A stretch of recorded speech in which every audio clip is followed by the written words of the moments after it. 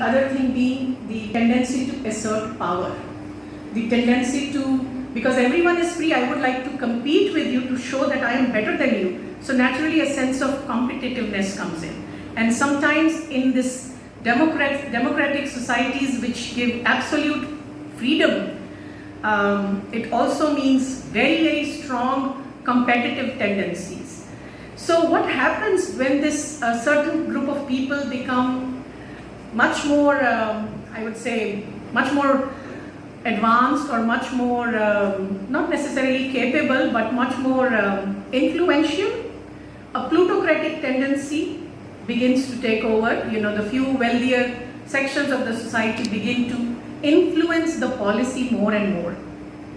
If we look back what is happening in Indian democracy, this story is being played out perfectly to the dot. Not just of Indian democracies, every democracy.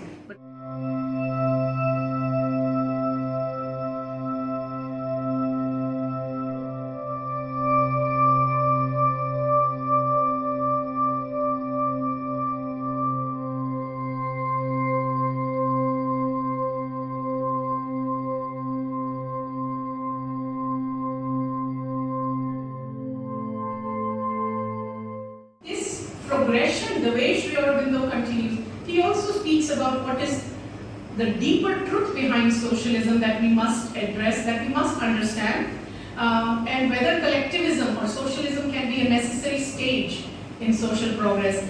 If I continue, if I read everything, if I share everything, it will go very long. So I'm just giving a brief summary of this. Those of you who are in the Department of Politics, students of International Relations, and students of society, just any concerned citizen of India.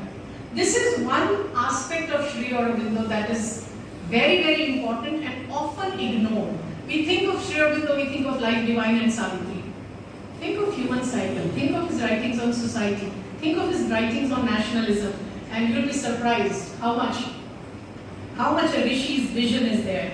So I will just end with one thing, that if this cycle will continue, individualistic democracy to socialistic democracy to anarchism, and finally the idea, those who are enlightened enough in the society to start looking within, to find a deeper solution within, because only, like the way Sri Aurobindo says,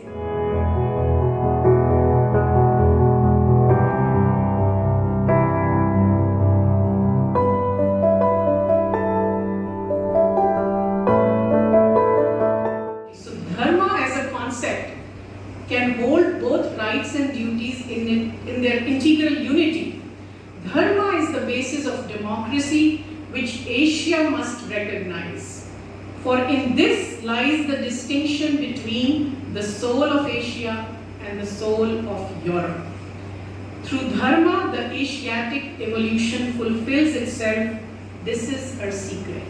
And when he's talking of Asia, he's primarily talking of India, though of course at the time, he had hopes from China as well, but then, as we know, many other things happen in history, in Chinese history, which I don't have time to go in. You all are familiar with that.